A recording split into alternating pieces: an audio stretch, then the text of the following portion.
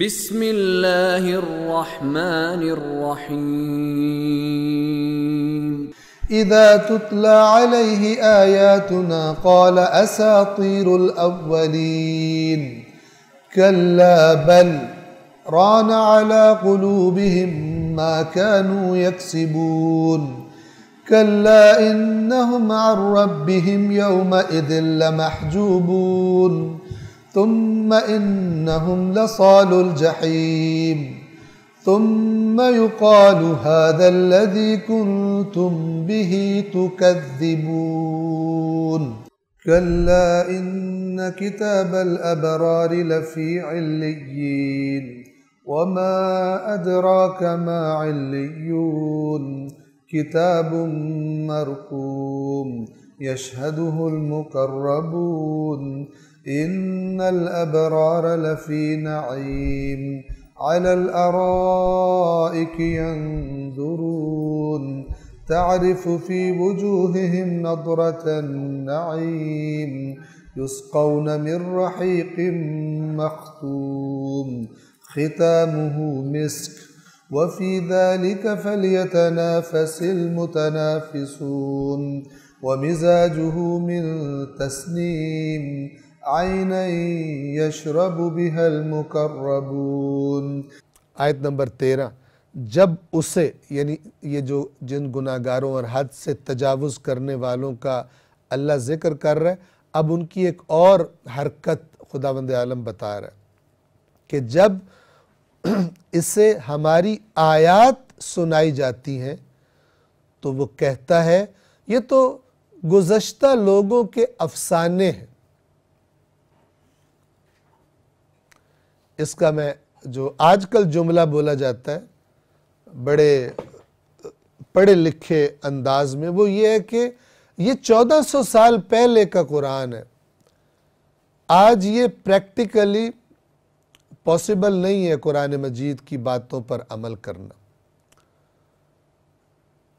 لیکن اللہ نے جب یہ قرآن نازل کیا اسی وقت بتا دیا تھا کہ جب حد سے تجاوز کرنے والے بے ایمانوں کو آیات قرآن پڑھ کر سنائی جائیں گی کہ یہ حرکت بند کر دو، تو بجائے یہ کہ اپنی بے ایمانی کو چھوڑیں، کہیں گے یہ پرانے لوگوں کے قصے ہیں اور ہم تو بڑے نئے زمانے میں پیدا ہوئے۔ جب اسے ہماری آیات سنائی جاتی ہیں تو وہ کہتا ہے یہ تو گزشتہ لوگوں کے قصے ہیں، داستانیں ہیں، افسانے ہیں۔ آیت نمبر 14، ہرگز نہیں، یہ تو اس اللہ کا کلام ہے کہ جس کو گزشتہ کی بھی خبر ہے اور آئندہ کی بھی خبر ہے۔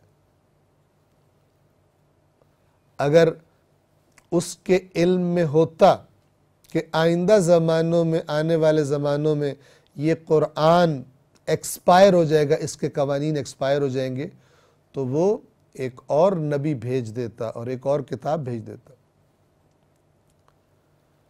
لیکن اس ہر چیز کا، ہر زمانے کا علم رکھنے والے اللہ نے اگر فرمایا کہ یہ قرآن اب قیامت تک کے لیے کتاب ہدایت ہے، تو اب اگر تم کہہ رہے ہو کہ یہ قرآن 1400 سال پہلے کا ہے، اس کی وجہ قرآن کی کمی نہیں ہے، اس کی وجہ تمہاری بے ایمانی ہے، تم اس بے ایمانی کو نہیں چھوڑنا چاہتے۔ لہذا فرما رہا ہے آیت نمبر 14 میں، ہرگز نہیں،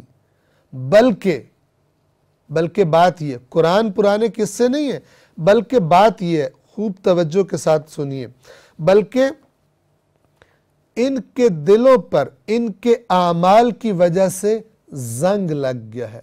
رسٹ، RUST، رسٹ، لوہے پر زنگ لگ جاتا ہے۔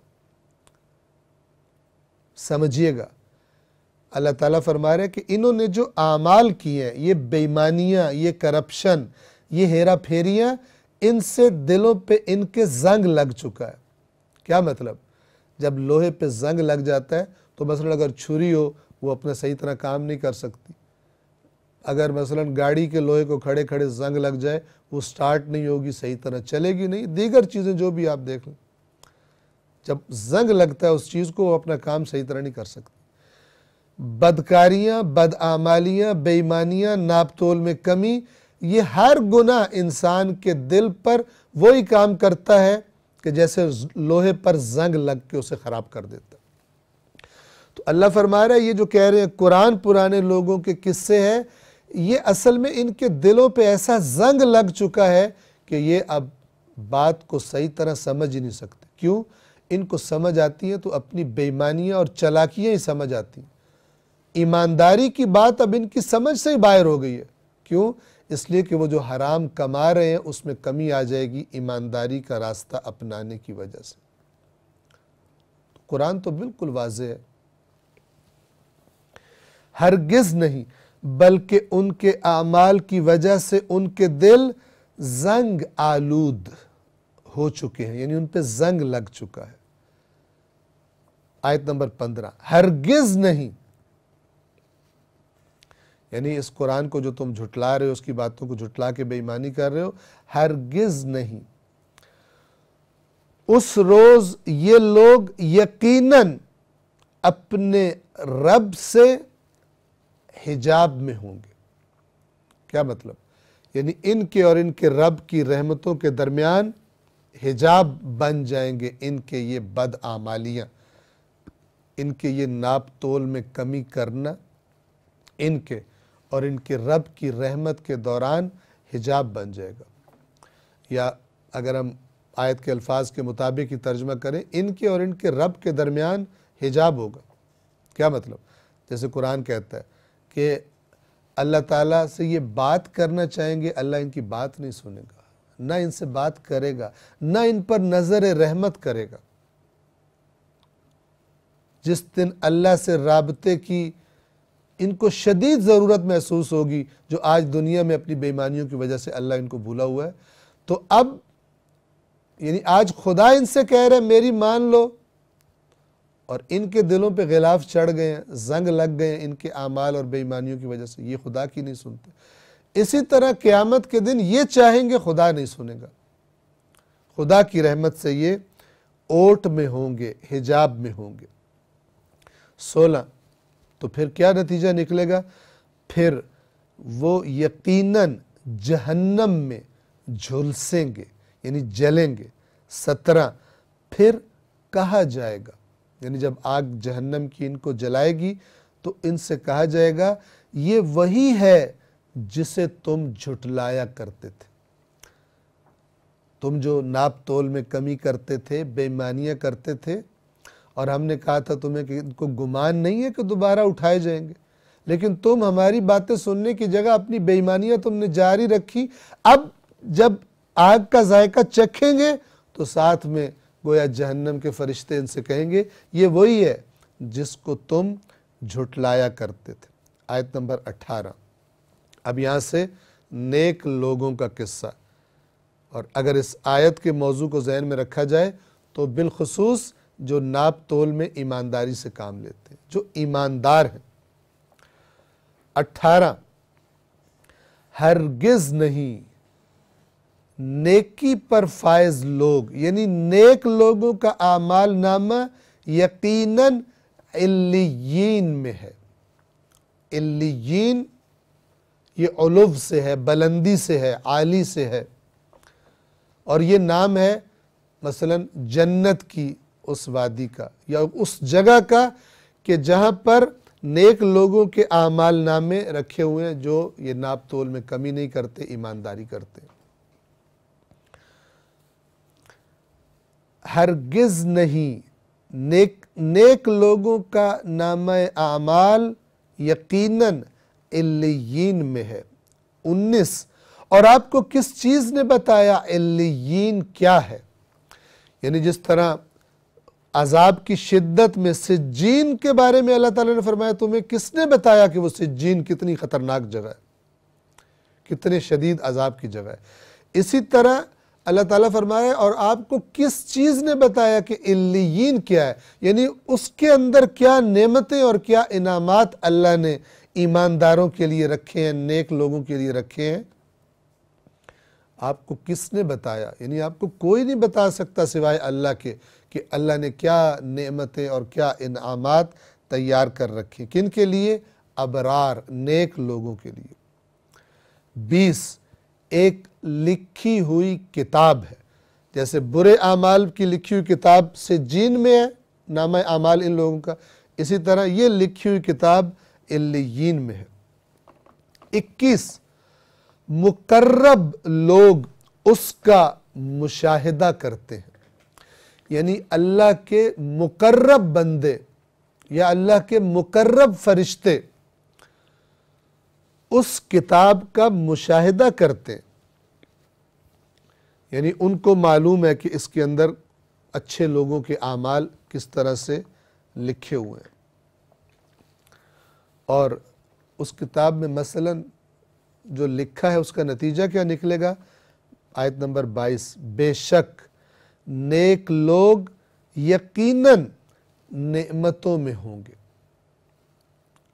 23 مسندوں پر بیٹھے نظارہ کر رہے ہوں گے، یعنی شاہانہ تختوں پر مسندوں پر تکیہ لگا کر بیٹھے ہوں گے، اور جیسے بادشاہوں کے انداز ہوتے ہیں، اور وہ جو جنت کی نعمتیں ان کو عطا ہوئی ہیں ان کا نظارہ کر رہے ہوں گے. 24 توجہ کیجئے، تو ان کے چہروں پر نعمتوں کی شادابی کو محسوس کرے گا. یعنی کہ جب کوئی ان کے چہروں کو دیکھے گا کہ جو جنت میں مسندوں پر تکیے لگائے نظارہ کر رہے ہوں گے اللہ کی رحمتوں کا، جب تو ان کے چہروں کو دیکھے گا ان کے چہروں کی شادابی تجھے بتا دے گی کہ انہیں بہت کچھ عطا ہو گیا. کیسے کوئی خوشی کی خبر سن کر چہرہ کھل جاتا ہے انسان کا، کیسے کھل جاتا ہے؟ اگر آج کل کی مثال دوں تھوڑا سا سمجھانے کے لیے، اگر کسی ملک کی ٹیم تقریباً میچ ہار چکی ہو اور بڑا اہم میچ ہو، تو آپ نے دیکھا ہوگا بعض اوقات تماشائی رو رہے ہوتے ہیں، آنکھوں سے آنسو آئے ہوتے ہیں، ان کی شکلیں دیکھنے والی ہوتی ہیں. لیکن اچانک ایسا ہو کہ یقینی جو ہار یقینی طور پر نظر آ رہی تھی، اچانک کوئی کھلاڑی ایسا کھیل پیش کرے کہ کایا پلٹ جائے اور وہ ہاری ہوئی گیم جیت جائیں. اب وہ جو پہلے رو رہے تھے اور ان کے چہرے بجھے ہوئے تھے، ان کے چہرے کیسے کھلتے ہیں؟ تو کوئی موازنہ نہیں ہے، صرف ذہن کو قریب کرنے کے لیے مثال دی میں نے. تو اللہ فرما رہا ہے کہ یہ دنیا میں ان کو بڑا ستایا گیا، دنیا میں انہوں نے جو صبر کیے، برداشت، سچ بولتے رہے، جھوٹ والے بے ایمانیاں کر کے دھوکے دیتے رہے اور وہ آگے نکل گئے دنیا جمع کرنے میں. یہ ایماندار قناعت کرنے والے، انہوں نے بے ایمانی نہیں کی، یہ اللہ سے ڈرتے رہتے تھے. اور وہ بے ایمان تو ان پہ طنز بھی کرتے تھے کہ یہ تو جس طرح یہ کاروبار کر رہا ہے تو یہ تو گیا مر جائے گا. بے ایمان ایمانداروں کا مذاق اڑاتے. ابھی اگلی آیات میں یہ بھی آ رہا ہے. تو کیا ہوگا؟ ان کو اتنا اللہ تعالیٰ عطا کر دے گا کہ ان کے چہرے تو دیکھے گا تو تجھے نظر آ جائے گا کہ شاداب ہو چکے. تو ان کے چہروں میں نعمتوں کی شادابی کو دیکھے گا، محسوس کرے گا. 25 انہیں سر بمہر خالص مشروب پلائے جائیں گے. سر بمہر یعنی وہ جیسے بوتل اوپر سے سیل ہوتی ہے، یعنی گویا کہ ان کے سامنے ہی لا کر اسے کھولا جائے گا اور وہ اپنی بھرپور انداز میں وہ جو جنت کے مشروبات ہوں گے انہیں پلایا جائے گا. 26 جس پر مشک کی مہر لگی ہوگی، یعنی ایک انتہائی خوشبودار مہر سیل اس پر ہوگی جس کے اندر سے جسے کھول کر انہیں پلایا جائے گا. اور سبقت کرنے والوں کو اس بات میں سبقت کرنی چاہیے یعنی اللہ تعالیٰ کہہ رہا ہے کہ تم جو دنیا کی چیزیں حاصل کرنے میں ایک دوسرے پہ سبقت لے جاتے ہو، میں جو تمہیں بتا رہا ہوں کہ میں نے کیا نعمتیں تمہارے لیے تیار کر رکھی ہیں، تو اگر تم ان دنیا کی نعمتوں کے سامنے میں تمہارے سامنے وہ نعمتیں بھی رکھ دوں تو تمہیں دنیا کی نعمتیں جن کے پیچھے تم پاگل ہو رہے ہو وہ تمہیں بھول جائیں گی، تم نظر اٹھا کے نہیں دیکھو گے، اور تمہاری ساری سبقت اور دوڑیں اور محنتیں اس کے لیے ہو جائیں گی جو میں نے تمہارے لیے تیار کر کے رکھا ہے۔ وَفِي ذَلِكَ فَلْيَتَنَافَسِ الْمُتَنَافِسُونَ۔ اگر محنتیں ہی کرنی ہیں، اگر ایک دوسرے پہ سبقت ہی لے کے جانی ہے تو پھر اس کی طرف آنے میں سبقت لے کر جاؤ، نہ کہ دنیا کی ان عارضی نعمتوں کے لیے کہ جو بالآخر تم سے چھیننے والی، ان کے لیے تم اللہ کی نافرمانیاں کرو۔ جس پر مشک کی مہر لگی ہوگی اور سبقت کرنے والوں کو اس امر میں سبقت کرنی چاہیے، مقابلہ کرنا چاہیے، ایک دوسرے پہ سبقت لے جانی چاہیے۔ 27 اور اس میں یعنی اس جو مشروب پلایا جائے گا جس کا اوپر ذکر آیا، اس میں تسنیم کی آمیزش ہوگی، یعنی اس مشروب میں ایک اور چیز، ایک اور مشروب ملایا گیا ہوگا، اس کی آمیزش ہوگی جس کا نام کیا ہے؟ تسنیم۔ 28 وہ تسنیم کیا ہے؟ ایک ایسا چشمہ کہ جس سے مقربین پئیں گے، یعنی اللہ کے مقرب بندے۔ آپ کو معلوم ہے جیسے سورۃ الواقعہ میں تذکرہ آیا کہ ایک والسابقون السابقون اولئک المقربون، سبقت لے جانے والے تو سبقت لے جانے والے ہیں اور وہ اللہ کے مقرب ہیں، اور ان کے بعد دوسرا طبقہ عام اصحاب الیمین کا۔ تو یہ جو تسنیم نامی چشمہ ہے جنت کا، یہ کن کے لیے؟ مقربین کے لیے، اور مثلا باقیوں کو اس تسنیم کی یعنی ان کی سطح پر جو ان کو جنت کے مشروب دیے جائیں گے اس کے اندر تسنیم کی آمیزش ہوگی، ملاوٹ ہوگی۔ اب جنتیوں کے حالات کی ایک تصویر دکھانے کے بعد اللہ تعالیٰ